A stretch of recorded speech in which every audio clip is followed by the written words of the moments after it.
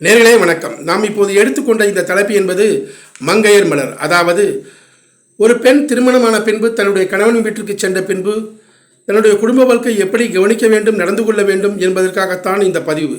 அதாவது பெண்கள் கணவன் தூங்கிய பின்பு தூங்கி கணவன் விழிப்பதற்கு முன்பும் எழ வேண்டும்.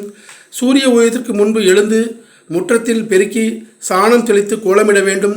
கோலமிடுவதற்கு மஞ்சள் கலந்த அரிசி மாவும் பச்சிலை பொடி குங்குமம் கலந்த அரிசி மாவு இவற்றால் கோலமிட வேண்டும். சுபகாரியங்களுக்கு 1 கோடும் அசுபகாரியங்களுக்கு 2 கோடும் போட்டு கோலம் போடக்கூடாது. பூஜை அறை, சமையல் அறை, சாப்பிடும் இடத்தை நாள்தோறும் கழுவுதல் வேண்டும். அமாவாசை, பௌர்ணமி, கார்த்திகை மாத பிறப்பு, வெள்ளிக்கிழமை, பிற விசேஷ தினங்களில் வீடு முழுவதும் கழுவ வேண்டும். மண் பாண்டங்களை குளிக்கும் முன்பு தொடக்கூடாது. தாமிர பாத்திரங்களை புளியினாலும், வெண்கலம் பித்தளை பாத்திரங்களை சாம்பலாலும், அதேபோல் ஈய பாத்திரங்களை சாணத்தினாலும், எவர் சிலுவர் பீங்கான் பாத்திரத்தை அரப்பு பொடியினாலும் சுத்தப்படுத்த வேண்டும். குளித்த பின்புதான் குடிநீர் எடுக்க வேண்டும்.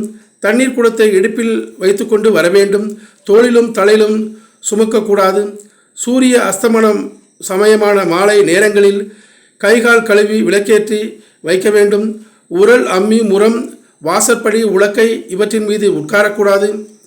வீட்டு விளக்கான முதல் 3 நாட்கள் வீட்டு வேலை ஒன்றும் செய்யக்கூடாது.